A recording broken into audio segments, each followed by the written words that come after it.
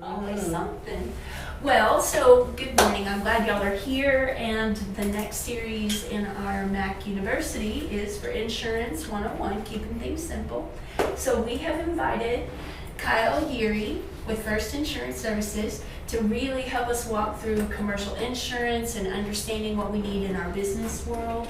And without any further ado, I'm going to turn it over to Kyle. Thank you. You got this. Thank you. Thank you so much. Well, thank you guys for coming, and we're just going to jump in.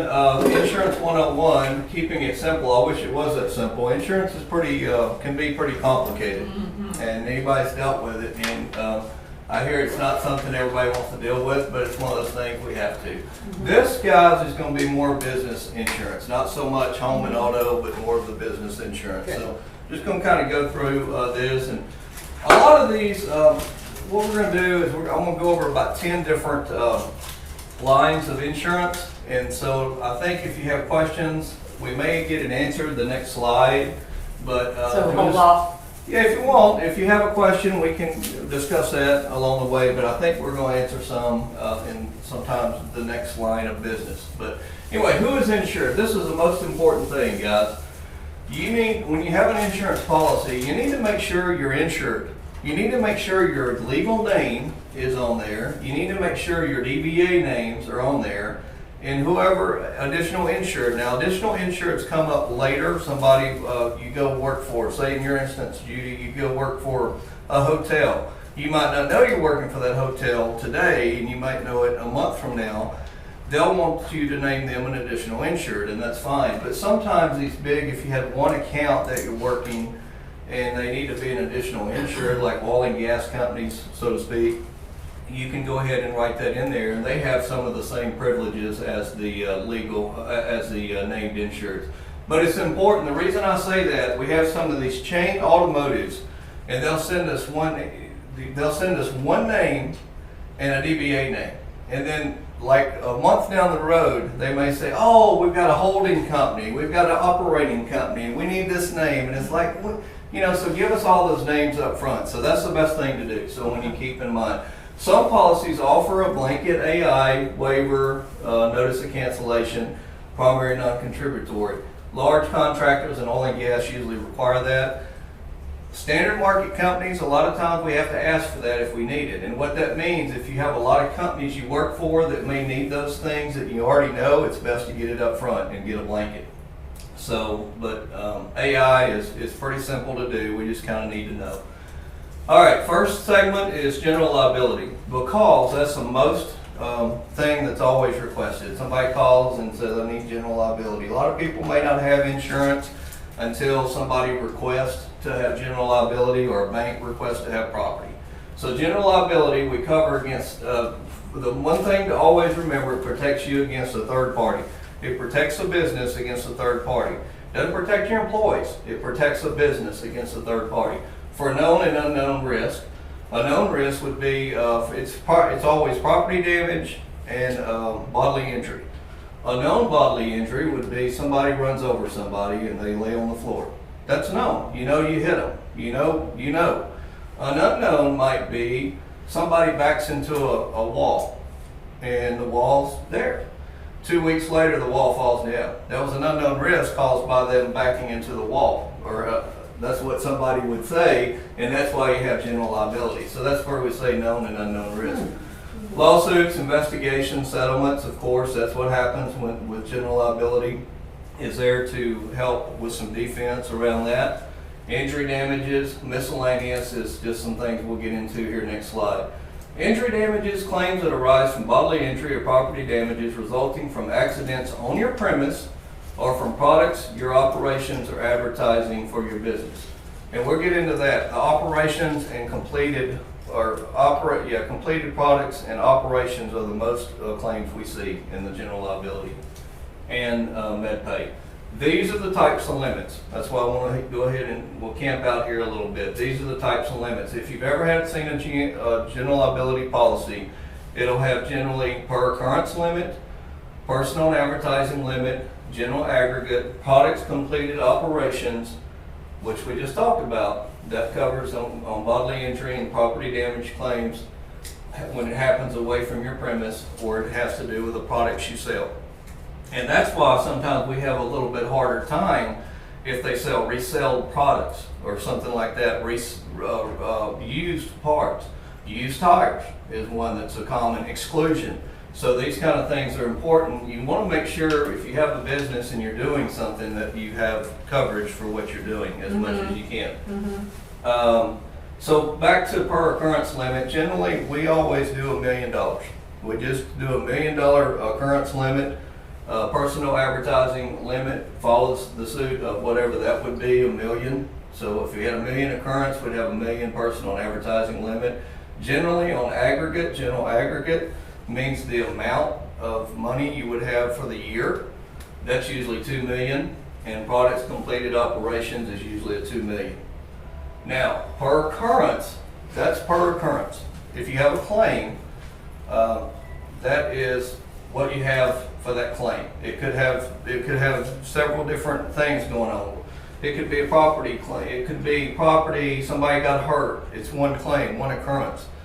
General aggregate, just to make it clear, is the year, the policy period, of the amount of money you'd have for the policy period. All those claims totaling up to $2 million. After that, it's gone. After that, you don't have insurance. Oh, So, damage to rented premises is another one you'll see on any deck page. All that is if you lease a building. It's like the chamber leases a building. That's the amount. It's generally $100,000. It generally starts at $100,000, but that's only comes into play if you lease space from someone. That's always confused because they say fire damage. We get a lot of calls like. is that gotten by, is that gotten by the tenant or the owner? That's by the owner of the building. They sometimes require that. Like we do some in strip malls, like ice cream shops and things in strip malls. A lot of those, they'll want $1 million for damage to rented premises. It might be written in the contract. Most companies just put out at 100. They offer up front about 100,000, maybe 300,000. So something to be aware of. Only if you go and you as your business are leasing space. That's only when that applies. In med payments, you probably heard of this. Medical payments is generally a $5,000. On most policies, it's a $5,000. Now it can vary. It can go up to $15,000. We have one company that just throws $15,000 on there. But that's slip and fall insurance. It's basically a no-fault accident. Somebody falls around out here, gets hurt. That's where that would usually pay out. Now, that said, it depends on how the claim is. It depends on how the suit is styled for what's going to happen. And there's so many variables in insurance. So just know that now. There's so many variables. We can, as a normal rule of thumb, medical payment, slip and fall, that would be there before suit, before you were sued. That's what that $5,000 is generally for. That makes sense? That's just a kind of a buffer. No fault insurance. Restaurants happens more at restaurants, things where a lot of people are coming through. That's why landlords always generally require a tenant to have this insurance. Because they don't want to, they want some coverage here. Sure. So there's two forms. Go ahead. I'm sorry. Advertising limit? What do you mean by that? Example. Okay. I've seen it. My dad's been in this 50 years. He's never seen a personal advertising claim in 50 years of doing all the insurance he's done. I had one a couple of years ago. It was a restaurant. There's two restaurants, one here, one about 15 miles from it, same name. They started out with the same owner. One restaurant went down to a son. Another restaurant was sold. The son sold it to another place. These two started fighting, and because they had the same ingredients. I saw a claim for personal advertising injury. I saw defense for that claim.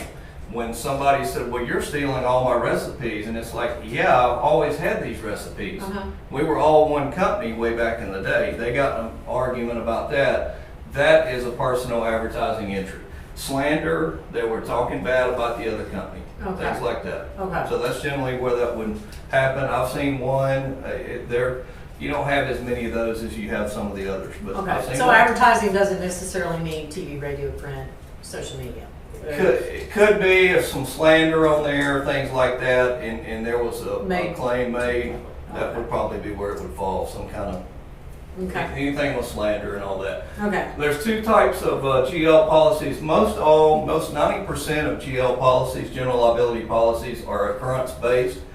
And occurrence-based means if a claim were to come up, let's just say this, if today something happened at a business, but it wasn't reported until a year down the road, what policy would pick up that?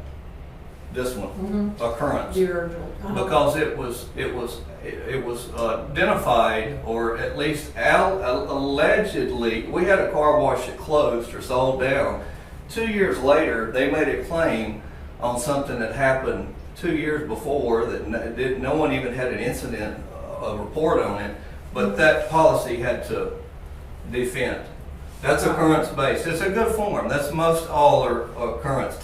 Now, claims made is some of these more higher risk general liability. They would be offered a claims made, and usually always PL, professional liability, EPLI, things like that are claims made. Home inspectors, when we did that, home inspectors was a claims made form. What that means is claim must be reported during the policy period.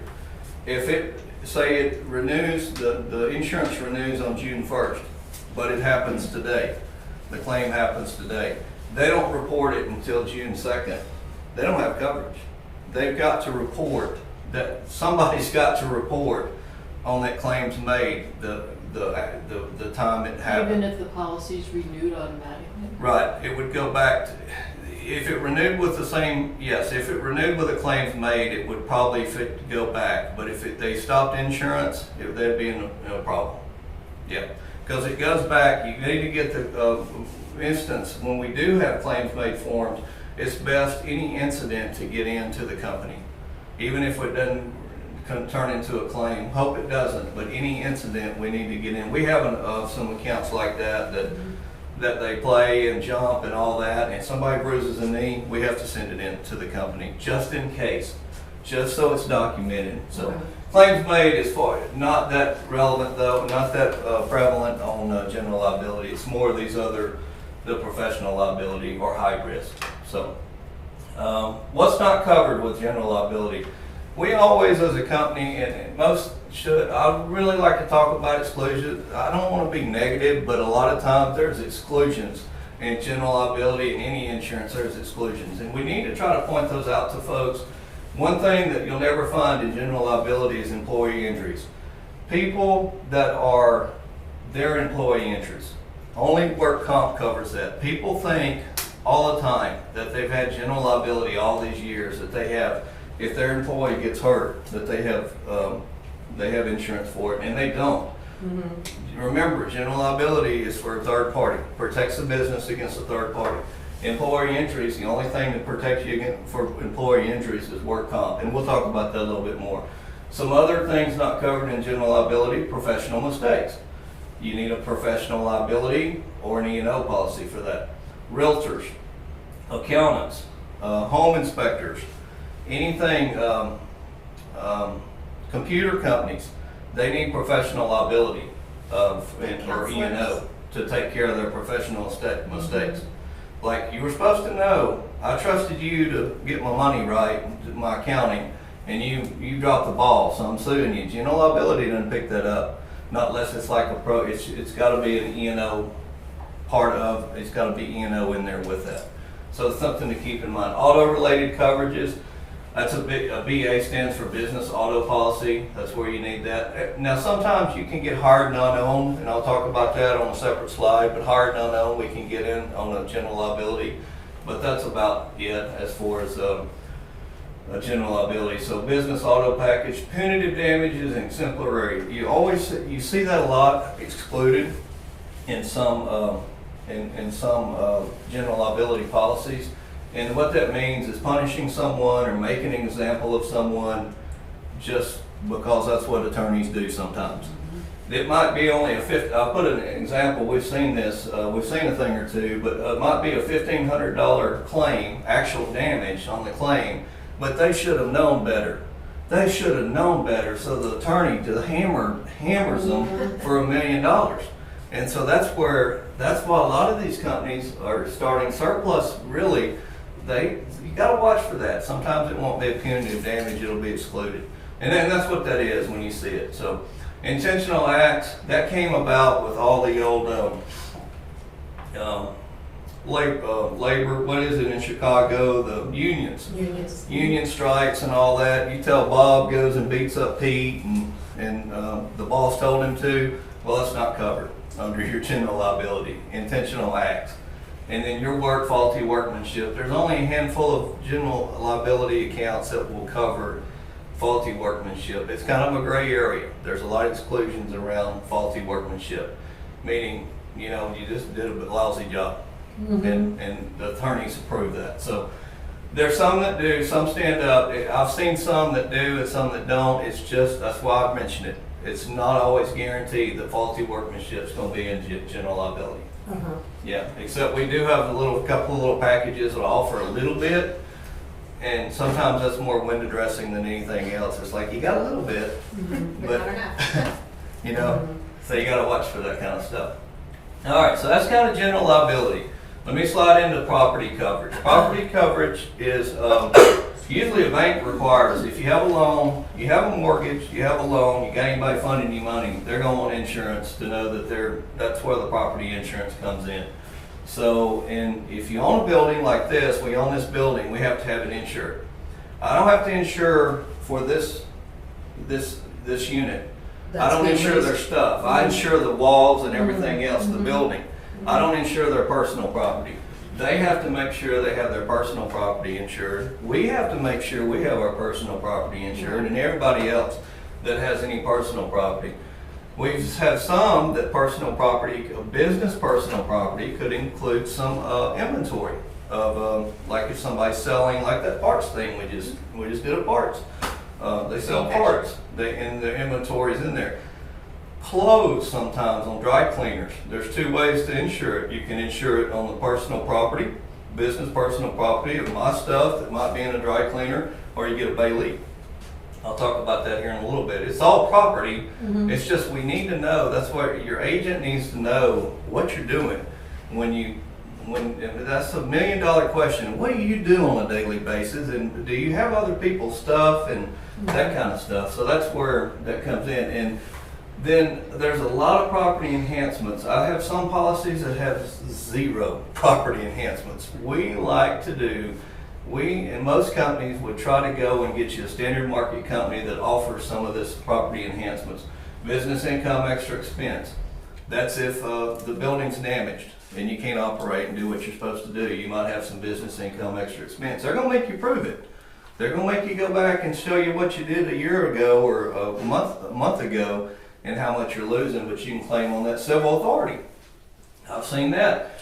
I've seen some companies pay, some not. And the reason being, if the civil authority, that's if the roads are closed, government shut down. I know there was something a while back,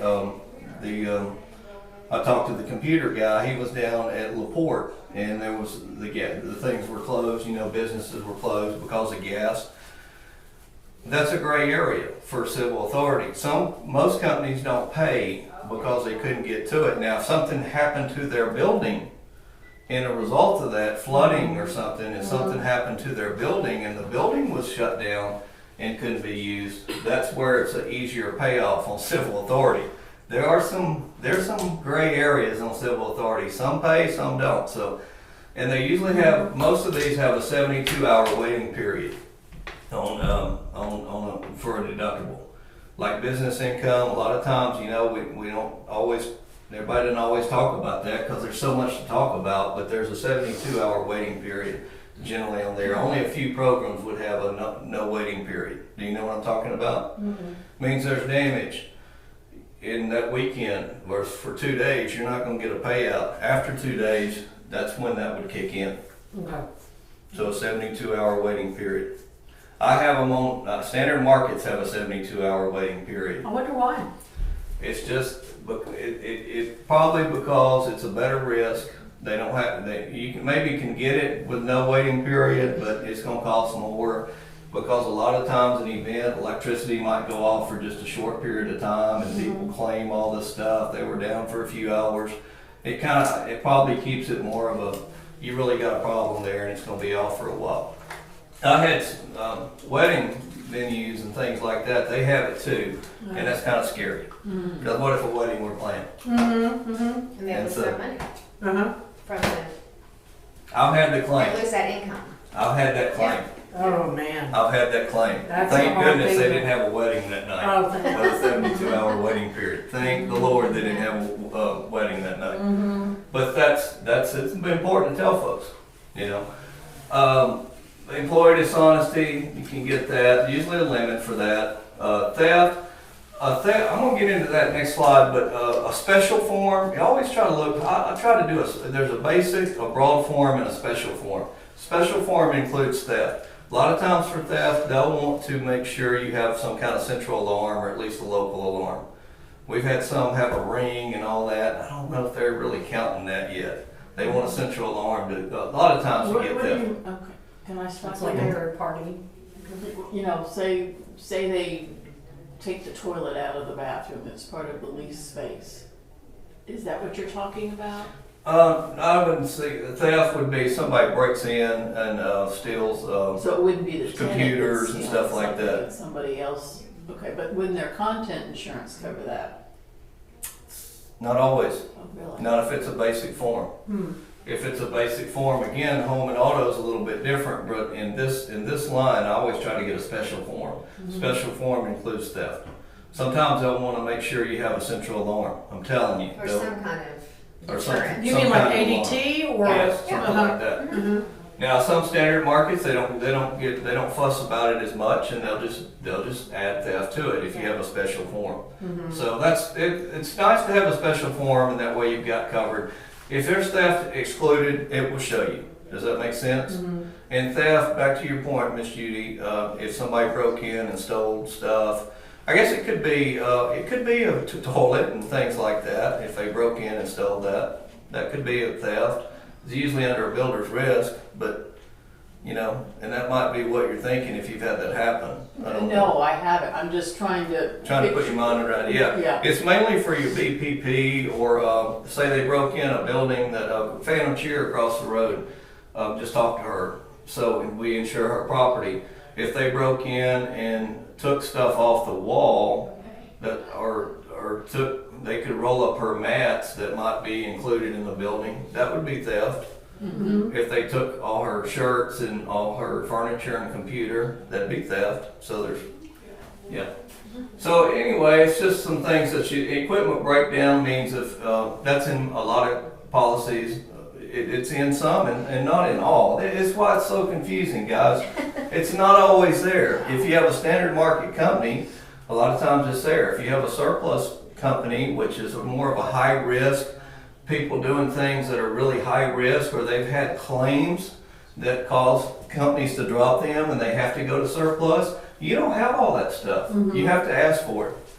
If you have a surplus market, a standard market, sometimes you'll have more of this stuff.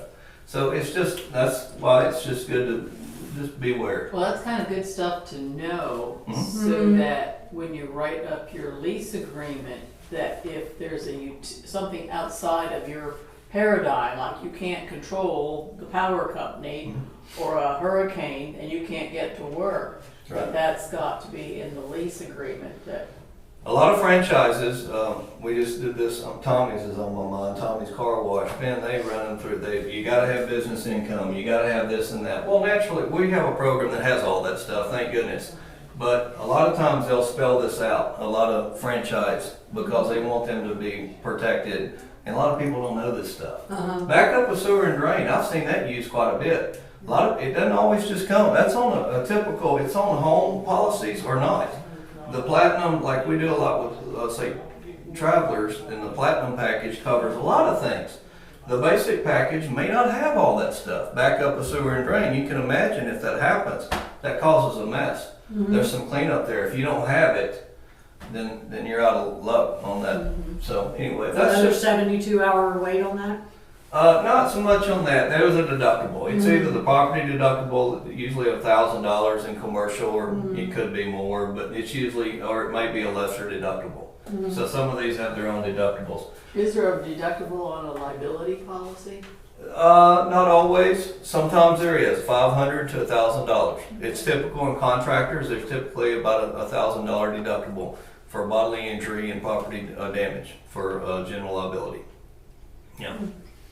It's not always there on all. I don't see them as much on some of these professional liability and some of those. Pollution cleanup. That's usually about accidental pollution. It happens. These F-250s or my truck, my little 1500 Chevrolet could get the gas tank punctured. I've seen it. They get the gas tank punctured and diesel or gas floats out everywhere. Somebody's looking to somebody to clean that up. That's where that comes in. Property of others. Remember I talked about a bailee. There's some things that that I'm familiar with that have bailee. The laundry, other people's clothes. Vet clinics, they have other people's animals. Property of others is computer store. An auto repair. Auto repair, they have other people's things. Now, sometimes it's called garage keepers, but anyway, that has some limits in there. So if you're in that kind of business that deals with other people's stuff, you need to make sure you got some of that in there. Signs, a lot of people don't think about that. Signs aren't just always covered. Some companies cover it if it's attached to the building only. Some companies want it, and that's with an independent like we are, we have so many companies we shop to, so it's hard to keep up with all that. But the sign coverage, some companies you got to be attached. If it's attached to the wall, big sign out there attached to the wall, got one down the street. It's attached to the wall, it's in the building coverage. A lot of them, if they're They're on attached marquee, yeah, like a marquee. it won't cover it? They will. It's just got to have some extra limit in there, like 25,000. We have one of our companies we do a lot with have 25,000. One of my programs for automotive, it has no limit on it. Thank goodness they built it to protect it. Some of these signs in Houston, I don't know about. I do insure some of these in Houston. We have some listed for $100,000. These big car wash signs and automotive signs at Tower on Westheimer. They're big. I mean, it's a lot of money on those electronic signs. So, things to think about. Spoilage for restaurants, property in transit. If you're going to a trade show, got all your stuff with you, there's all kind of coverages there. So, we could go on and on and on about property enhancements. There's so many, and some companies offer surplus, usually don't have any. And just remember that. Some companies, you don't have any. Some, you have a lot of these. It has a little bit of everything. Property valuation, something to touch on. There's 3 types of ways to insure property. It's on agreed value, replacement cost, or actual cash value. What do you think's best? Agreed value. Agreed value is best. What agreed value means, there's no co-insurance penalty. That means, let's just take an easy number, 100,000. They say that, you tell me the building's worth 100,000. We say, okay, we run it through the rating, run it through the different companies, and they say, some will come back and say, oh, no, it's not, happened right down the road. Oh, no, it's not, that thing's worth 300,000, and I'm not insuring it. I'll do 100,000 for actual cash value, but I'm not, if you want replacement cost or agreed value, we're going to insure it for 300,000 because I'm doing the math, I'm doing the property analysis and whatever. I bet that happens a lot out here. It does. Some people want a lower limit. Now, some companies will say, all right, we'll do it at agreed value at $100,000. Agreed value means it's beautiful. It means we all agree it's $100,000. If there's a claim and it costs $300,000 to rebuild, well, they get $100,000 less the deductible. Oh. Less the deductible. But Is that why it's at 80%? no, the 80% is on replacement cost. I'm talking about agreed value. Okay. Best thing you can do. Not a lot of companies offer it. Replacement cost is normal. It's most normal policy. Replacement cost means they always have a co-insurance penalty. It's usually an 80%. You'll see replacement cost, you'll see the property, replacement cost, 80%. And what that means, 80% is so confusing because I've heard so many different things about it, and it's confusing even for me sometimes. But 20, that means there's 20% flex. Let's keep a $100,000 building. Let's say there's a loss, your replacement cost 80% co-insurance. What that means is you're gonna have a co-insurance penalty if it costs, it's a complete damage, the tornado gets it, whatever, burns up, it costs $122,000 to replace, you're gonna have a co-insurance penalty. Not much, but you could have a co-insurance penalty. If it only costs $119,000 to replace, you don't have a penalty. You would only get the $100,000 less the deductible, but you wouldn't have a penalty on top of that. I know it's kind of confusing, but that's what the 80% co-insurance means. It gives you a little flexibility to be underinsured, but not a lot. Not a lot underinsured. Does that make sense? Gives you 20% of that total value. Now, if it's $1 million, gives you a lot more flex. One other thing I want to talk to before we leave property, there's always deductibles. I've been talking, there's deductibles. Usually property deductibles, $1,000, $2,500, $5,000. That's typically what it is. Now, wind and hail is a different animal. Wind and hail deductible, a lot of times here in Harris County for sure, you've got 2, sometimes 5% wind and hail deductibles. Here you've got 1 to 2% wind and hail deductibles on most companies. And here's an example. If you had a 2% wind and hail deductible on a $100,000 building, it would be $2,000. Not bad. What if that building cost $1 million? It's 2% of the total value that's insured. Not of the total loss, of the total value of the building. Does that So make if you sense? only had $15,000 worth of damage, you wouldn't want to claim. Wouldn't do it. Yeah. That's why they do it. I mean, this whole insurance is a dice game. It's risk versus reward for the companies too. Sure. I mean, like I said, started out in the beginning, everybody didn't want to deal with it, but it's a little bit of risk. You transfer risk. It's a risk transfer. You take some risk, the company takes some risk. And so that's where the 2% wind and hail. It's not a big deal on lower value property, but when you get to higher value property, it gets to be I always try to That's remind true, people, 2%'s good, best I can do in Harris County. A lot of times it is, but here's the reality. Here's what you have. Yeah. So a lot of times that's why, the nickel dime claims that it kind of calms some of those Closer down. to the coast, they want to do 5%. They do. Those airports down there, some of them are 5 or 3%, 5%. There's, I cringe about that when renewal, but there's not anything you can do, and you need to let people know. In our case, you gotta let people know. That's why one thing I'll tell you, during Harvey was hard on insurance agents. It was, it seemed like everything I had almost had a claim, but you just felt for people on this wind and hail deductibles. And this flood, half the time they didn't even have it, but it was a hard year. Last year was so much better. This year, it's just hard.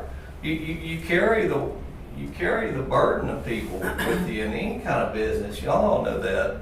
And so that it's a tough thing. That's why I want to camp out a little bit on wind and hail.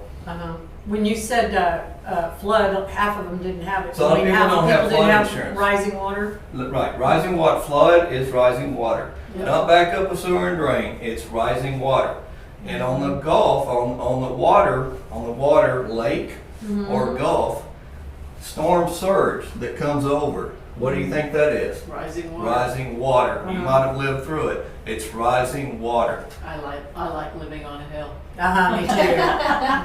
Good reason to be high ground, right? But anyway, we can talk all day about this stuff, but that's just some highlights of a few things to kind of watch out for. So anyway, when you got it.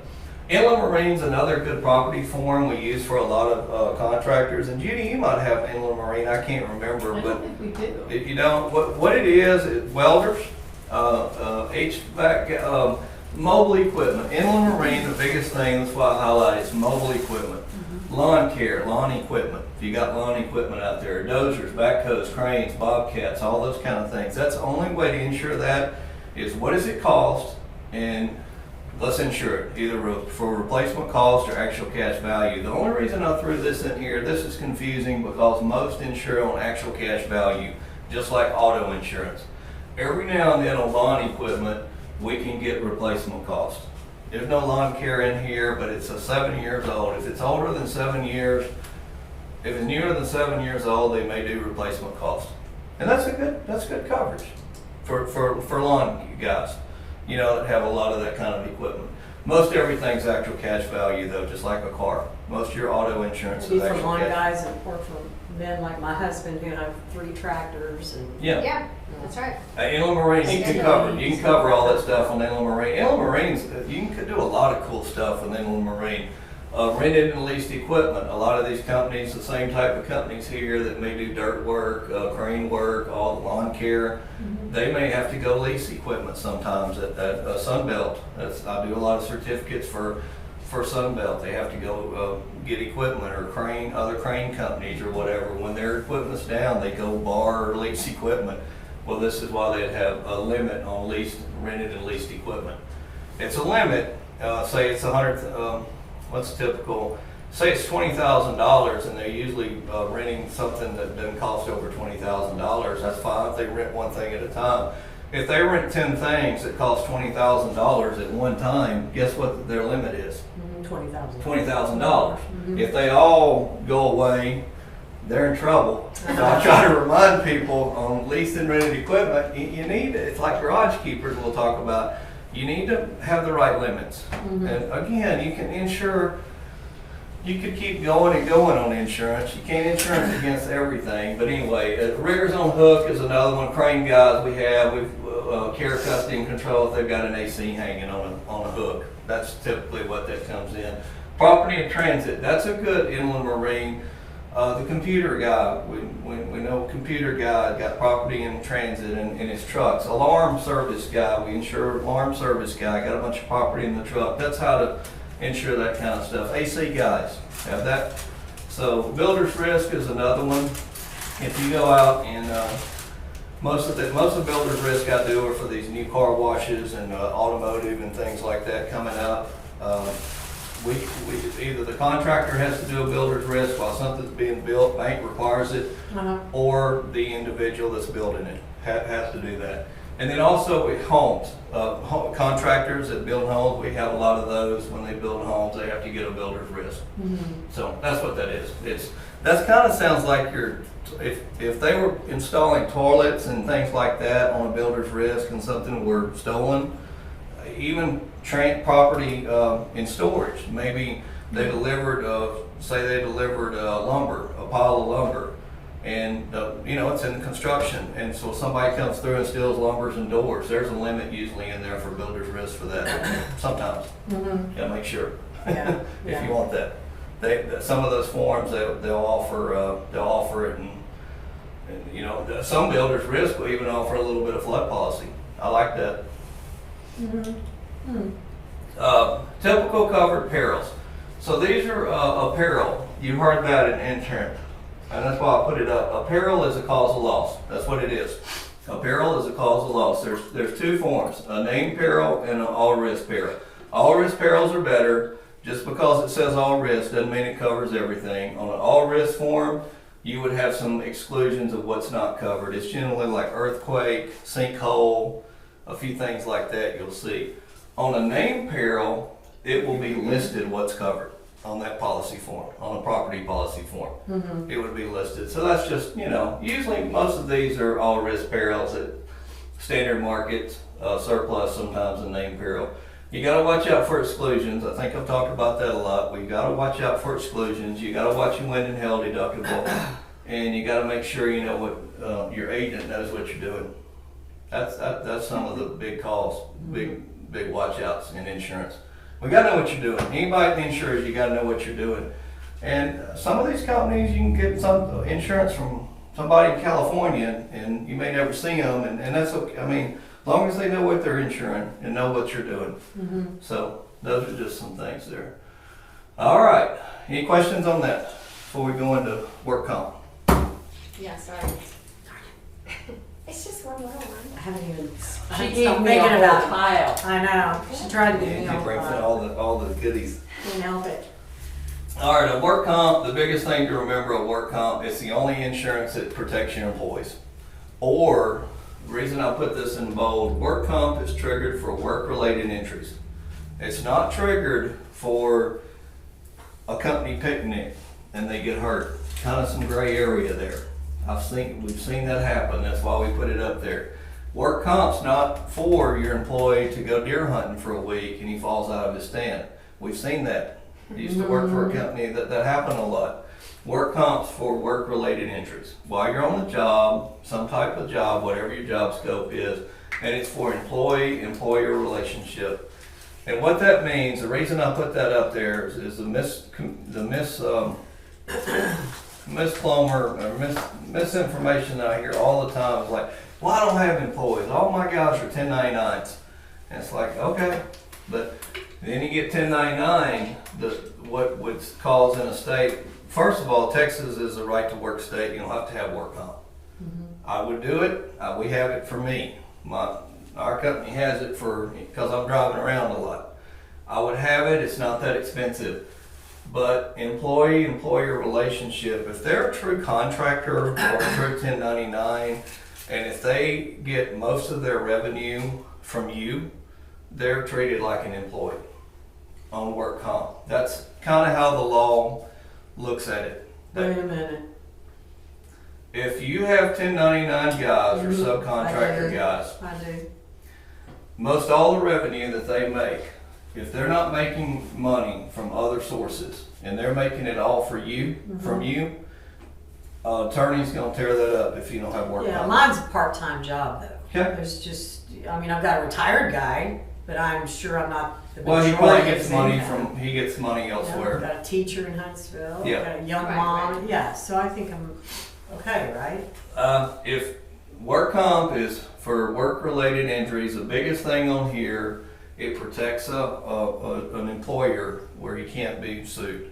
Or if you are, it's just work comp takes care of it. If you have work comp and somebody's sued, again, don't hold this against me in a court of law because things are different. But if you're sued and if an employee tries to sue you, they get hurt and they try to sue you and you don't have work comp, you're on your own. I mean, you have to pay for Even? defense and all that. Really? If you have work comp, Even though they signed a piece of paper saying, we do not cover your insurance, you are a sole contractor, you can work for other people, you can work whatever hours you want. somebody That gets doesn't hurt. cover us, huh? Somebody gets hurt. We've seen people go after the employer. I mean, now part-time, it's not as, I wouldn't think it's as big of a deal, but these high-risk jobs that are running without work comp, roofers and things, but, you know, somebody gets hurt, they're gonna look to them to patch them up and look to them for loss of wages. They're gonna look to them for death and look to them for how much did that cost. Little Johnny misses dad. Dad's not in his life for 10 years until he's 18. How much is that worth? Yeah. So that's where work comp is pretty low on most jobs. I mean, roofers, okay, it's a little bit more, but anyway, that's. I just wanted to talk to you a little bit about work comp. That's really what we're talking about. It's the only insurance to cover your employees, and if there's an employer-employee relationship, that's where work comp comes in. If it's part-time, things like that, I just know some of these 1099s, they say, oh, they're 1099. I'm a 1099. I am. I'm a 1099. But if I get hurt out there in a car and have a fatality, you know, you don't think that, you know, somebody might come after the company if I'm dead and gone or can't work anymore. So that's why the companies, even like mine, have work comp. And it's based on payroll, so even if it is a part-time employee or 1099 worker, it's a very minimal cost because the premium is based on what they make. That's true. It's based on payroll, so That's Okay. true. Yeah, if you've got a lot of full-time employees making this much money, then it's gonna be higher. But if you have a couple of part-time employees, then it's probably pretty minimal anyway, just to protect yourself, but that's the whole gist of Well, insurance. you know, it's funny because I had general insurance. I don't even know if I have it anymore. I haven't heard from the company in forever, but just general business insurance. I guess it's what you were talking about in the beginning. General liability. Yeah, general liability.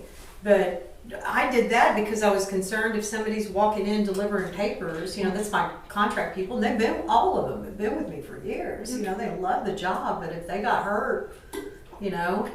That's the only thing that would take care of them. Uh-huh. Now, if they hurt somebody else, if they walk in and knock over a when they put those things, I'm The thinking of stand or sombrero, knock over the stand and crushes somebody's foot, Uh-huh. general liability would cover you. Okay. But, What about big sombreros, GL?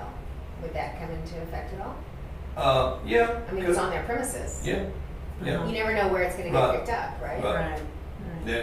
I don't know, I'm asking. Somebody, no, it's true. If somebody gets, if it's a fatality, the hammer's coming after all of you. Right. I mean, that's, Right. that's bottom line. I mean, we can say all we want to say, but if there's something bad, the hammer's coming. Billboard out there. I mean, That's why I said, that's why he keeps talking about it. but the work comp, again, you're probably, you're probably fine, but general liability We is should not, change your ads. General Protect yourself liability from the hammer. is not going to help you That's right. with your employees. Uh-huh. Or 1099. It Yeah. would be part-time, it's based on payroll. Good point to say that, because it is based on payroll. And that's why work comp sometimes is not this big ugly animal and expense that people think it is. It's sometimes some of the lowest amount of insurance.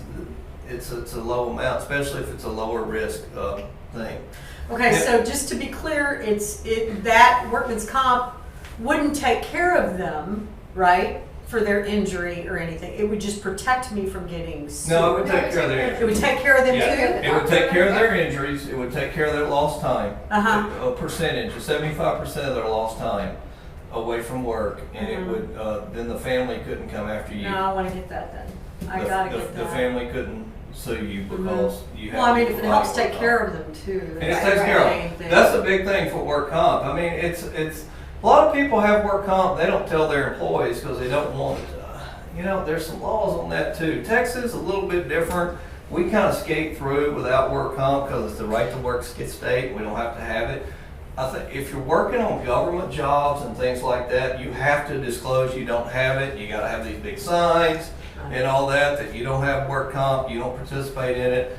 A lot of times when people have work, I've got the huge manufacturer, and he's like, man, I don't tell my employees because sure as they know I got work comp, they'll come after me on something. Well, all of a sudden they're hurt. All of a sudden And they're they hurt. work for 2 weeks and. We're working on one right now that somebody got hurt. They worked there 4 weeks, and a month later, after he didn't cut it, he comes back. He never turned in an incident. Comes back, says, "Oh, his back hurts."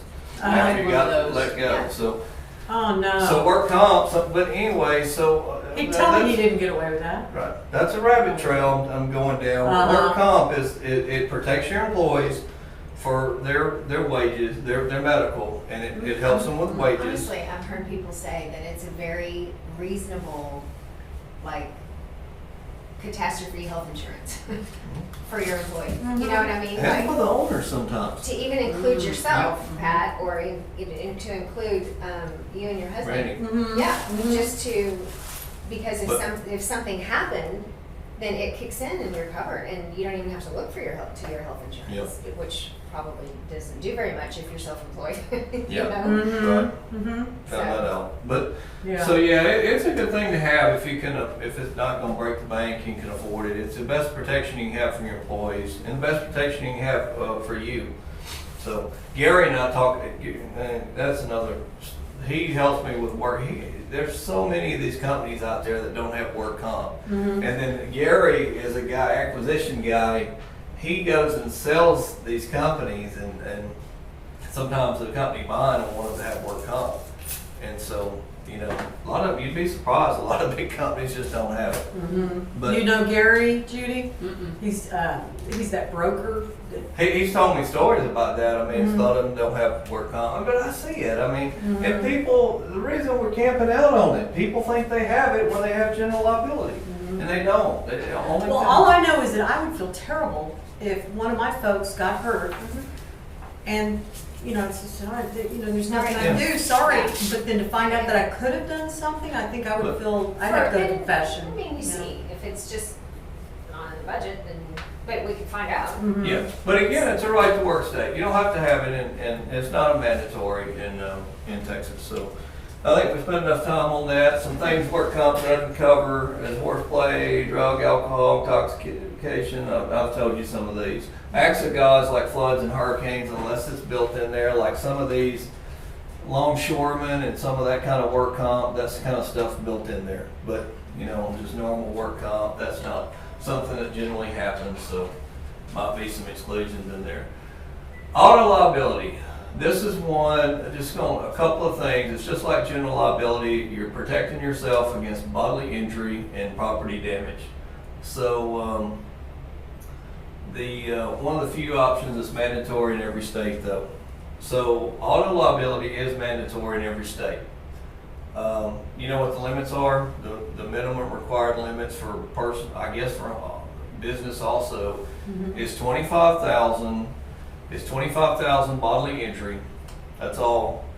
Yeah. 50,000 for bodily injury for accident. Say even if there's 4 people in an accident, It's it's a not max. going to pay more than 50,000, and then 25,000 in property damage. Those are the legal. Those are the minimal.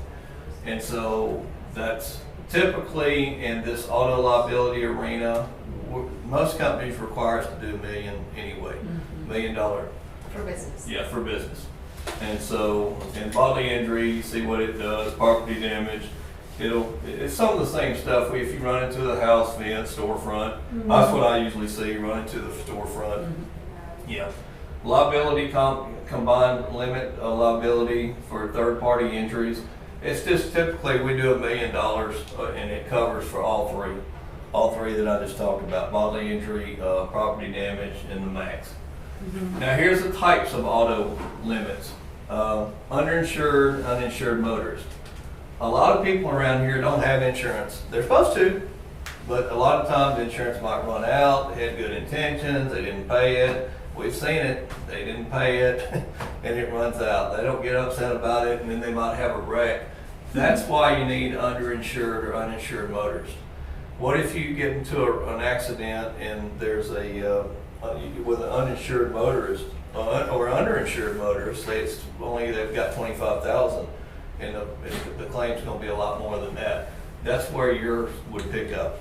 So that's why underinsured, uninsured motorists. A lot of times we'll run $1 million on the 3 things I told you in uninsured, underinsured motorists. You can drop that limit some and see if it helps the premium some. You can drop that to say 300 and see what it does. Personal injury protection, PIP, is required in Texas. I love this little thing. We can either do PIP or medical payment. If somebody doesn't do PIP, they have to sign for it, that they didn't accept it. You can do more than 2,500, but at least it's something for personal injury protection. If somebody gets hurt, and it can also help with some loss of income. Where medical payments is just MedPay, PIP does offer a little bit of loss of income. Now 2,500 is not that much, but it's something in there in case somebody got hurt in an accident. So you can get more on that as well. And that is required in Texas. Physical damage. A lot of times people had a call today. I just want to add auto liability to my parts truck. All right, what's it worth? Nah, it's only worth $2,000 or $3,000. Get it? Yeah, I don't blame you. You got auto liability. If he causes a problem, he's got auto liability.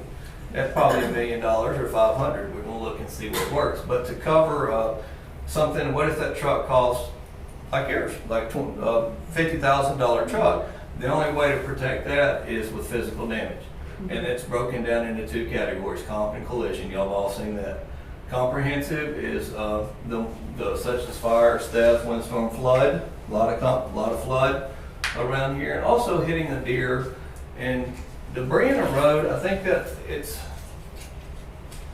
debris were in a road and flipped up, it would probably hit comprehensive. The bad thing, if it fell off a truck or something like that, you can maybe tie it back to that truck. We've been in that situation, or it might fall in collision. So that's a gray area.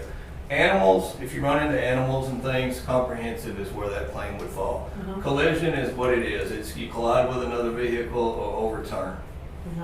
And possibly something that comes, debris in the road could fall there too. It really could. So comprehensive also would cover hail, in case there's hail damage? Yes, that's where that would fall. Yeah, most of the little act of God claims like that would fall in the comprehensive. There's different deductibles generally here too. Generally, that's a better deductible. Usually, what we see, and I know personal, is $250 and $500. 500. Yeah, and You can do 250. commercial, a lot of times it's just $1,000 on both. So Can I ask you a question about that since we brought, or are we gonna talk about deductibles and stuff later? Or? No. Okay, well, so let's say that you had a low 250 and then you hit a deer, so you make the claim and you get the car fixed. Does that accident, is it like a hash mark against your thing every time you do? I have a bunch of them. Huh? Depends on how many. Yeah, well, I mean, that's what I'm saying. So, you know, because I always take the highest deductible I can and just make sure I have that in savings just in case Right. something happens. But, you know, I don't like, I'd rather get the discount, the Yeah. monthly discount Yeah. instead of the low Yeah, it's deductible. just a lot of variables in the insurance again, but the consistency of claims, you know, it would probably go up if you have a lot of different little claims throughout But the year. not just after one or two. One or two times, I don't think it's gonna really jump your premium up, is it? You say that, auto insurance is going up anyway. Well, Auto that's insurance, collectively, collectively, auto insurance has gone up. To look at one thing, that's true. on my programs, I just had a talk with a guy today, and it's just a constant. The phone rings constantly, and there's different things going on. One guy had a claim today. It was a bumper. Pull the bumper off, and I'm like, how much is it gonna cost? Because he's already had two. I've had the guy insured for not even a year. He's already had two claims, and now he's got a bumper pulled off. The guy that had the business before had a sweetheart deal worked out with a body shop that would just take care of stuff for him. So how much is that bumper gonna be? Because I'm afraid that claim with 3 in 1 year Yeah. and him not doing our risk management that I'm gonna talk to you about in a little bit, I'm afraid he might get dropped from that company. Uh-huh. Yeah. Or it's gonna go up. Mm-hmm. And so there's no crystal ball. I wish I had it because everybody asks that, well, that deer, you know, if you hadn't had a claim in a long time and it caused some damage, turn it in. But if it's limbs falling on trucks and stuff, you gotta just watch out for little things. You know, you look at insurance as catastrophe. In the business world, you kind of look at insurance it's if your business, if something interrupted your business and to make a big impact, that's why you have insurance. That's the way guys, Ben Moshe, his brother used to run AIG, and this guy always said, and Bob said that, business insurance is to protect you against a catastrophe if it were to change your life, you know, if you couldn't get back on track. And so what does that mean? I don't know. Everybody's got to have their threshold. You got $1,000 deductible, well, you're not going to turn in a $1,200 claim, I wouldn't think. Now you might turn in some of these big owners, they say, well, with a $1,000 deductible or $2,500 deductible, it's got to be a claim over $5,000 for me to turn it in. They have to have a threshold. On home and auto, it's a little bit different. Yeah. And Yeah. you know, that's such a Well, fickle. even then, I hit the mailbox and we didn't turn that in. Yeah, she had a mailbox. I'm mad at her. her. I was irritated with her, but I took it down the road to a buddy and he fixed it for $1,000, right? Uh-huh. You find the deal, man. He You did a find the really good deal. job and he really helped us out. Thank you, Steve. That was Yeah. really nice of him. We got some I good ones. ran right into that. Is it? Oh, Bill down there Oh my fixed somebody goodness. up at Montgomery Collision or Stowe's or something, you know, Uh-huh. so try to find a deal. A lot of these companies, they'll work a deal, like I keep talking about car washes, I do a lot of them, and they'll work a deal out with the body shop, give them car washes for them Uh-huh. to send in, and so you kind of do stuff at cost. Yeah. So you work a deal. We do have a claims release form. You said something a while ago, even though they signed something, it didn't mean a hill of beans that the hammer's after them, but Yeah, right. but we do have a claims release form that if you were to take care of your own claim, if it was small or something, you didn't want to turn it in, you'd try to get the other party to sign, I'm done. You know, at least you'd have that if they came back and tried to sue you later. Oh, okay. Now, one good thing about, I'm talking out both sides of my mouth too here, but one thing about turning in a claim is you don't have to deal with it anymore. If you got a big claim or even a small one and they're getting kind of nitpicky, you want to get the customer off your back or something, turn it in and the insurance company will deal with it. And let the chips fall where they do. I've had some in here, I've had some that you get too many, they'll get canceled, but we'll go find something else. They may pay more, but it's just insurance life. I mean, it's just, anyway. I have a red car. sitting at a traffic stop, red light. Twice I've had people climb over the back of me. Her car. And I'm stopped at a red stoplight. Yeah. One time a girl, the light turned green and she hit the accelerator and she rammed her vehicle into me. And I've got this boat hitch that's under a cover. It tore her car up totally. Just destroyed her engine. Wow. Well, that should have been her should have fallen with her though. She was uninsured, Yeah. Oh, no. but it was all covered Right. from our insurance policy. So your policy had to cover it. Yeah, Yeah. So you had the uninsured? we must. That's probably where it I'm sure came. you did. Because I stood there, That's and she where it was in tears, didn't want me to call the police. And Randy said, you always call the police. I don't care how small it is. And I called USAA, and they said, yes, call the police. I said, okay. And she had her kids with her, otherwise she would have been arrested right then and there. So she's For not having insurance, they take you uninsured. down? She's probably had several little run-ins with them. It's still uninsured. It happens. That's why I was saying we've seen the biggest thing for us we've seen in commercial is they'll have it insured and they'll say, "Oh, my company's gonna pick this up." You know what I'm talking about? "Oh, my company's gonna pick this insurance up now." It's like, all right, so we'll cancel it, or they won't pay and it'll cancel. You know, that's one thing about insurance. You don't pay your bill, they don't mess around. That's not me, I'm middleman on this thing. You don't pay your bill, they'll cancel you. They'll send out a letter, they're done. It's done. You know, you can try to reinstate or whatever, but anyway, it's like, all right, man. I mean, you know, if he's going, congratulations, that's exciting. They're going to take care of your insurance. They're putting there basically, they can add their insurance to some of these companies by symbol, can add somebody else's truck to it. And so I've seen that sometimes, and then they'll come back and say, well, I need insurance. Well, how long were you without? You know, it's just stuff happens. People don't pay the bills just like that. I had a cancellation last night. I texted him, good account. He just can't pay till Friday. And he knew he was getting canceled tonight at midnight. Don't go anywhere. Yeah. And it's somebody we know and love. He just got canceled. And all I can do is remind them, and then they'll have to submit a no loss warranty letter, and then we can't do a certificate till it's just, anyway. There's a lot to it. It's the insurance world. Idea. Garage keeper, something is near and dear to me. Do a lot of automotive and love this coverage. You take let me set you up with two scenarios. Say I'm just going to use car wash because it's a good. Some car washes don't need garage keepers, some do. Blue Way, y'all familiar with Quick Quack down the road maybe? Quick The Quack. new one that's going up? Quack? No, the new one going up here is Blue Wave. If you've ever used the Blue Wave. That's the one that's already working. No, that's Bubble That's King. Bubble. Yeah, And Bubble Blue King, I Wave's know. the Let's other. talk about Blue Wave. Let's talk about Mr. Car Wash Express. It's a true express car wash where you drive your car through. You stay with your car at all times. You go and you vacuum your car and you leave. The company never took custody of that car, right? So they don't need garage keepers. Now, what if you go to Suds? I insure Suds down here. You go to Suds. You get out, you go inside, and they get in your car and take it through the tunnel. They may go do the oil change for you. That's where you have to have garage keepers. Bubble King is a good example. We have that one. They have an express where you stay in your car, but you can pull it over and have them detail it. They do a fine job, by the way. Bubble King does a great job. You can pull over where they do the detail for you.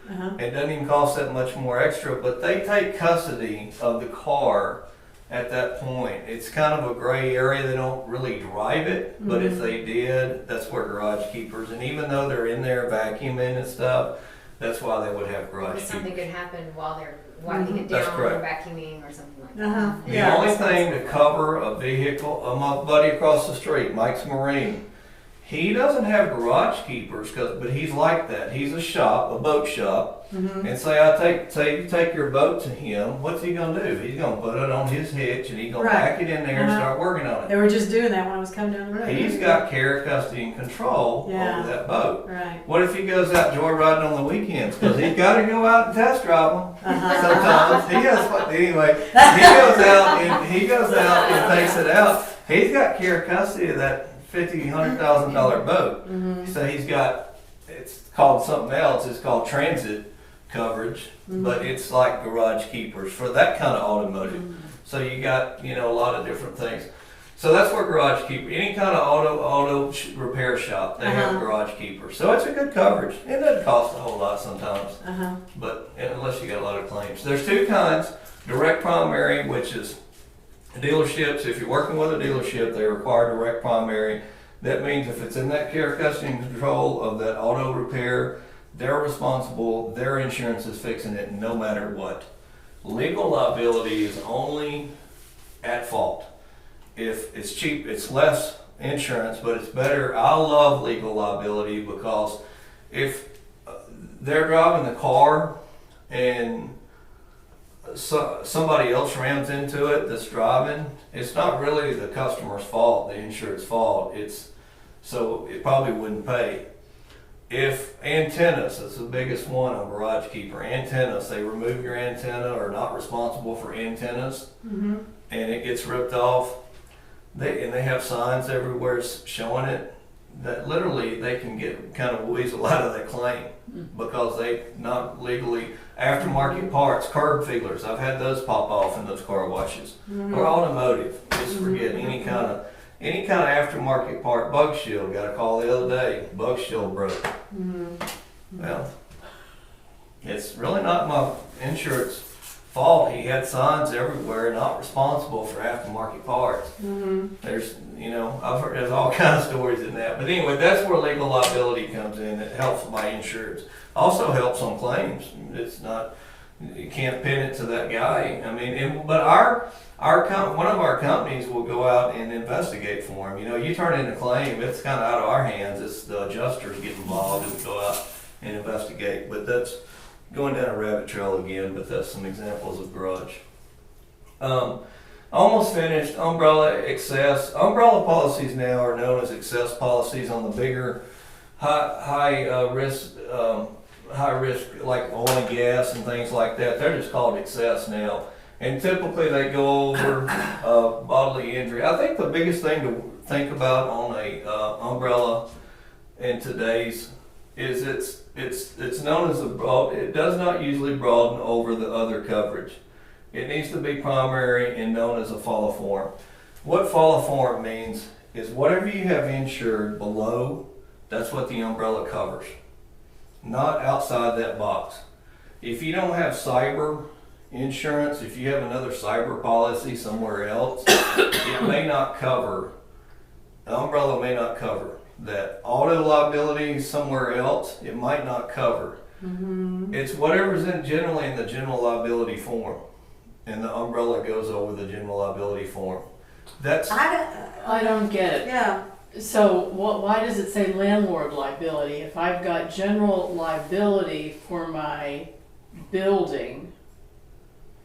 You have general liability for your building, you have property for your building. Landlord liability is not over, that's not your responsibility. If we're talking about landlord as if you're the tenant. No, I'm the owner. You're the owner, well that'd be different. And You'd have your my policy. My tenant falls or trips over a curb or something. They should have insurance.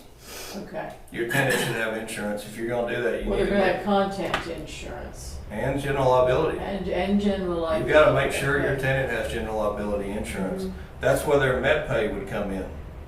So. But what about like if somebody comes in and trips in here? That would fall on the Theirs. chamber. Okay. If they come in the door, it'd be a gray area. If they fall on the parking lot. They're gonna sue everybody. Right. Hammer's Your coming hammer's after coming. everybody. Hammer's coming after both of us, unfortunately. Yeah. But no, let's talk about what's typically not covered on an umbrella form It's just, a lot of this umbrella is, it's gotta be in the general liability below. It's not gonna pick up, what I'm seeing it exclude is professional liability, E&O, cyber, EPLI. We've got some companies that they do a great job with an umbrella. They always just include it. But they tell me that I won't cover EPLI, I won't cover some of this other stuff. That's just excluded.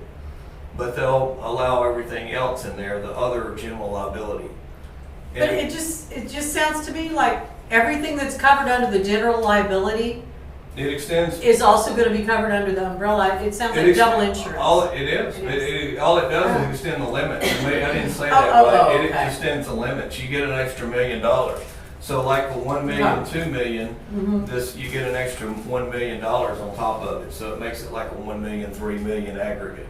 Or it's just it's extra help for those things that are already covered. It's not gonna go outside and pick up all this other stuff. That's the biggest miscommunication. It's like, well, I got an umbrella policy. Well, what do you have insurance for? Well, nothing. I just got an umbrella policy. Well, you don't have much. I mean, you know. Now, if you got an umbrella over auto or something and the auto's included, that's good. You got extra limits. Go ahead. So if you have, say I have a policy that has a GL and the property kind of together with the same company, and I have an umbrella that covers the property too? No. No, property, it doesn't cover property because property has a limit, remember? Oh, yeah. The property has a specific limit, so that's Yeah, right. another thing. It does not, umbrella does never go over property. But Property it's good is for an auto. good for an auto. The liability So on most the auto. people are It's not gonna cover your insured. physical damage. Your physical damage on the auto is insured for $20,000. Okay. You can't get more out of an umbrella. But if it's an auto liability, it's your fault, accidents or something else, you'll get more than $1 million. You get an extra $1 million to help for that cause, if that makes sense. Property is what it is. Property's physical, you know, it's worth $1 million and that's it, or $100,000, the building's worth that. So yeah, umbrella only goes over the liability. And that's a good point. It only goes over the liability. Okay. So, and it has some exclusions. So just watch out. It's called a follow form for a reason. It follows usually what's insured underneath the general liability. So, and I know it can be confusing, and that's why we talk about it. Flood just is something. Like we said earlier, rising water, huh? Flood is rising water. That's what it is. It's rising water, and storm surge falls into that. Storm surge doesn't fall into wind and hail, and it's some miscommunications over that, and this is some gray areas. Again, a lot of variables in this. These are some things that typically flood covers, and what it doesn't cover. There's a lot of things it doesn't cover, and you know, so that's some things to be.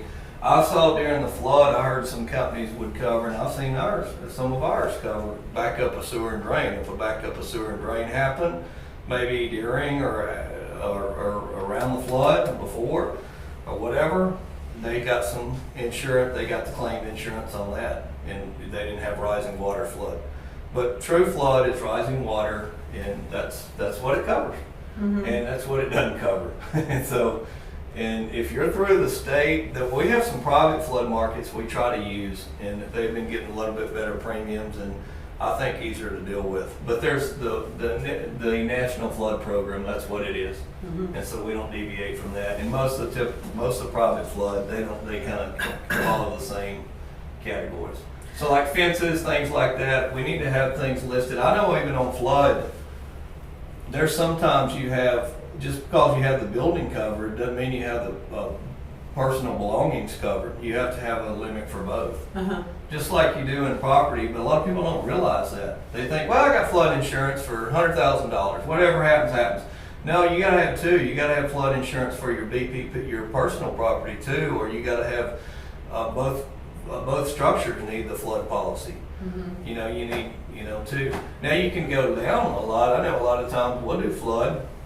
We'll have the property, say the replacement cost on the property, say, well, one we just done B&B thing down on the coast. It was say it's insured for $500,000. Well, he wanted flood for say $50,000. No structure. He's like, oh, it's not going to damage much if I get a flood. So he's got something. So that's his limit, though. That's his limit. because he's got on it. stilts. Okay. That so people can play that, and it costs that much. You know, some people do a hybrid flood. They don't insure it for the true value that it would cost to rebuild. They just insure it for like half or less than that. So that's always something you can do. Cyber insurance, it's medical, things like that. We have some companies when the medical that we go to that have great cyber programs. Contractors and things like that, they're not as worried about that stuff, but medical, restaurants, things like that, they need a good little cyber package. A lot of companies, the standard markets, are starting to put $50,000 for data restoration. And that's good. We've got some that just do that, but if you've got some medical, urologist and this ones we've been doing, payroll companies, I think they need a big cyber, and so we go to a cyber company that will do a nice cyber, and that's kind of how it's split, what's going on. One of the things, notifying customers about a data breach, they have to do that by law, and some of this coverage will help you with that. But a lot of companies don't have cyber. It's kind of new. So it depends on how much sensitive information you have of other people's. Like, my doctor has my social, my all this information. They need to have cyber because if that is breached, then all my personal information is available. But if somebody goes, like if they were to breach my website and go in and access credit card numbers, I'm okay? Or if that's the only thing that I have is just credit card numbers, I'm all right? Well, no, you have issue. I mean, you got people's information. You have Well, not really. I you don't have the keep exposure. it. I have a third party, through Wells Fargo Bank, Yeah. so I don't keep that information. You- If they wanted to call and say, hey, I need to change it, I've got the last 4 digits of their credit card, that's Okay, it. so the third party probably has a cyber. Yeah, They have a maybe serious that's cyber. it. We have cyber, but we have an off-site for our AMS system. We have an off-site storage, and I don't know. We all have the exposure, and also they talk about employee theft of employees can wrongdoing and give this stuff out too, and that's where some of this coverage comes in. I can say it's relatively, last few years, you've heard it in the news, the targets and the medical and all that. So anything to do like that, I'll always try to get some cyber built in there, and I'll let them take it off. So, but like you'd have maybe a little bit. If we had with a standard market company, you might have 50,000 in there, just as something, kind of spread. That's what I'm seeing some of these companies do. They'll have a 50,000 limit, and they may spread it, or 50,000 per kind of category. So that's kind of what's happening, what I'm seeing. EPLI is what it is, insures against claims based on age, sex, race, religion, all that. That's wrongful termination. Now, one thing I brought up to a company, this will protect a company from, if you don't hire somebody, also to if you get rid of wrongful termination, and they say. Now, most people say, oh, I treat everybody equal, I cuss at everybody. And I make them, I'm mean to everybody or whatever. It's typically what I hear. But you make them sign, poor performance or whatever. But anyway, people can sue you for anything. And EPLI, I've seen that coming around more. Not all companies offer it. You have to sometimes ask for it. In the rating, and I should have been talking about the rating. Good comment on the payroll. Payroll is what rates work comp. Receipts is what drives the GL premium, either gross receipts or payroll. Some of them are payroll based also. This is on number of employees, number of full-time employees. That's typically what rates at. And so if it's, it's not a whole lot if you've just got a few employees sometimes. But EPLI, it's basically, you know what that is, discrimination insurance. Protects you against the wrongful. And hired and unowned, sometimes I've seen this, it's either on a business auto policy or it's on a general liability policy. Hired auto is what that is. It's if I go out and I borrow Mike's truck over there because mine's broken down. And I say, Mike, let me borrow your truck, man. Yeah, sure, no problem. So I go out and drive it and I get in an accident. That's where I basically hired that, even though he borrowed it, he loaned it to me. or if I go out and I rent a vehicle, that's where hired comes in. And non-owned would protect a company, like a big company that, I'm just gonna go back and say an automotive company, or let's say the chamber. Well, use the security. The security? Yeah, because we had a big claim on this. So Well, isn't that what picked it up? that is what picked it up. I'm getting kind of non-owned auto, so they have company vehicles, right? But also people that work for them drive their own vehicles. Mm-hmm. And they go and come during work. Well, one of them had a big accident on their own vehicle. Mm-hmm. So the only defense, so the first line of defense is State Farm or whoever they're with on their personal lines or travelers or whatever. That's Mhm. what takes care of that. If somebody comes after the company, that's where hired non-owned steps up. It provides defense to protect the business. Does that make sense? He was working even though he was driving his own vehicle. That's a gray area too. Was Yeah. he working or was he going to get his kid? Uh-huh. Nonetheless, our company stood tall. Did he have on a company shirt? have. You know? Yeah. There's a lot of Was it during variables. his hours and There's he got a lot of he variables. it was his fault. He got in an accident. He didn't, his personal auto insurance wasn't enough, and they went after the business because he was this employee and the non-owned. And there was a fatality.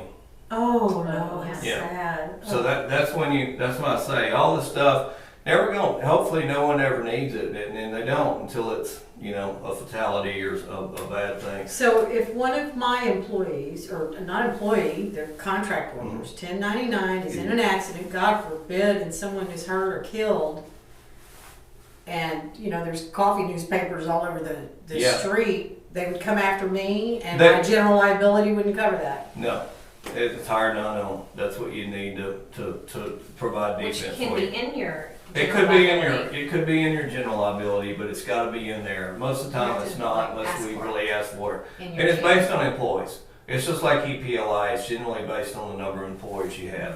So sometimes Or it's contract workers, employees or contract? Yeah. Okay. So contract workers, there's some gray area with that. And I know. But yes, it could still.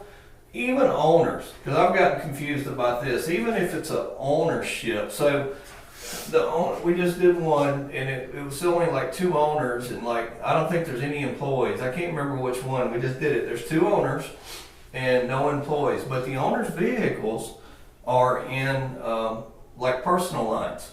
Mm-hmm. But if the owner gets in something, an accident, a fatality, like what we're talking about, there could be protection for that company if the hammer comes after the company because it was on company time.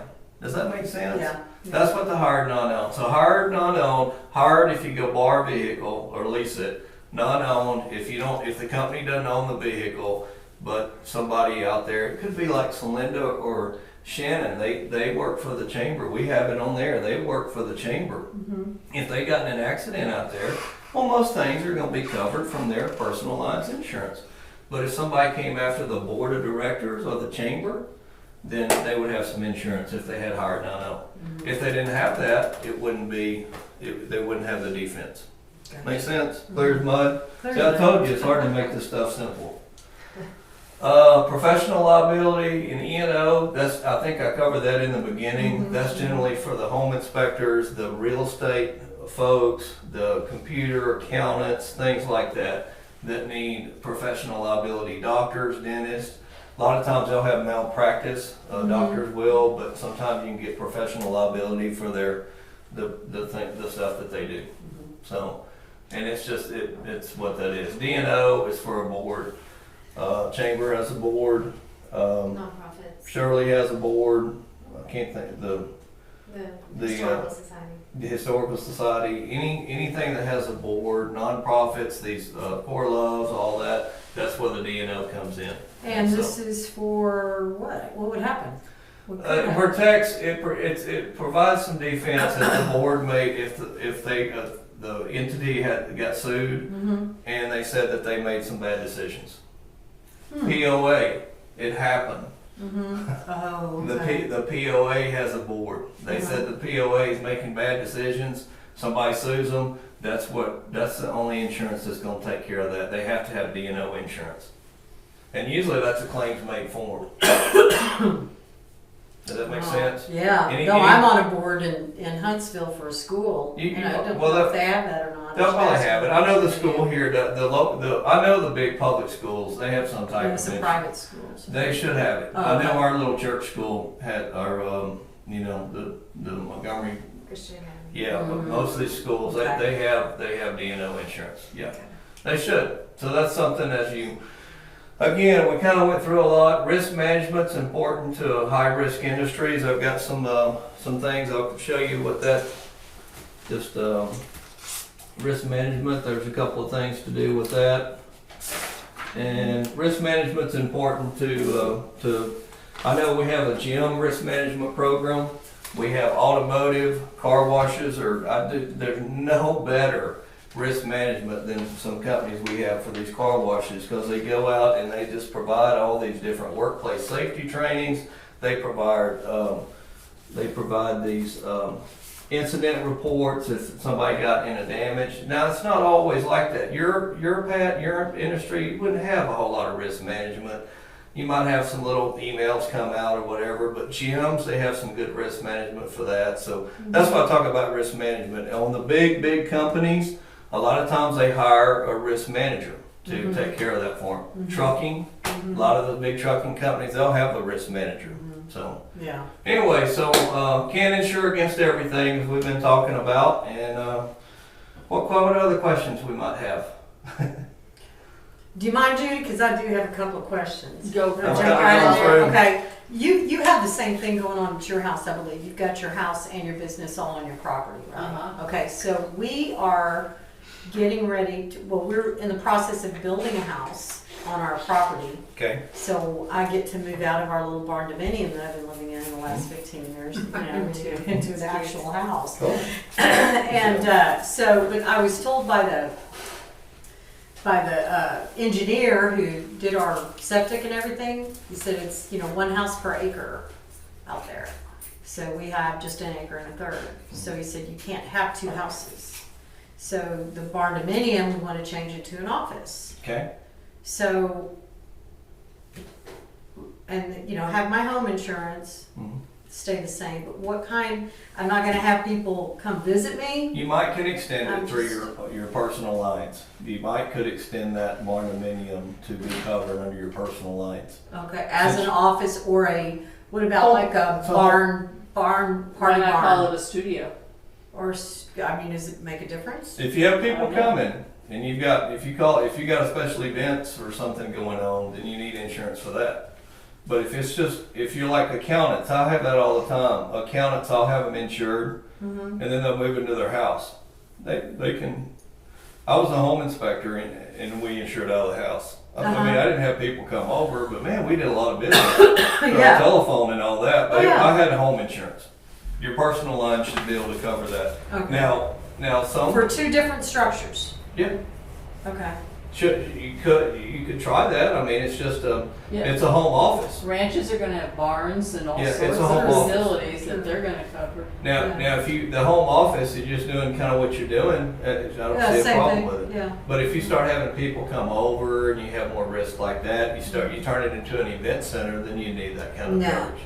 No events. Yeah. Now we do have, since you brought it up, we've got some of these construction companies, and they'll have their office and they'll have all these tools and things, and we'll have a commercial lines for their belongings, and then I think even the part of the house we got some covered, so you can split it up however you want. But personal lines usually can cover all that, Okay. and if it's a farm and ranch, you can get a farm and ranch policy. Unless you're doing hunting and special events and all No, that. this is like just a Yeah. little bitty acre, it's not. I don't see why you couldn't have it under your personal. Oh, okay, Yeah. okay, I just want to make sure that would be. Yeah, if you're just kind of doing the same thing, I don't see why.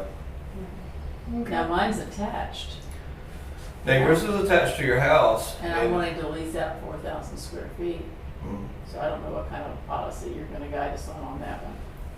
If you go, then you'll have to go to I think what you're doing is you're gonna have people come in, you're gonna have tenants. Right. So you're gonna be an LRO, leaser's risk. It's just gonna be a leaser, a landlord policy, and you probably don't even have, you won't even have unless you office there. Like, okay, I have a landlord risk policy. I office in it, but I lease out all this other stuff. So I have a landlord risk policy with a little bit of personal property in it, a little bit of BPP. The rest, I'm just covering the building. Okay, but now I live in that other part of the building too. You're probably going to have a business policy just for it's gonna be insured. Remember the first thing? We're gonna have all your legal names and your DBA names for that company. Well, I'm wondering if I shouldn't put the whole building under a commercial kind of policy, and then I be the renter. And if you're the renter, then we just find you a tenant dwelling. We have that down the road. I didn't Lady know. lives there. She's got all these properties, but she lives there.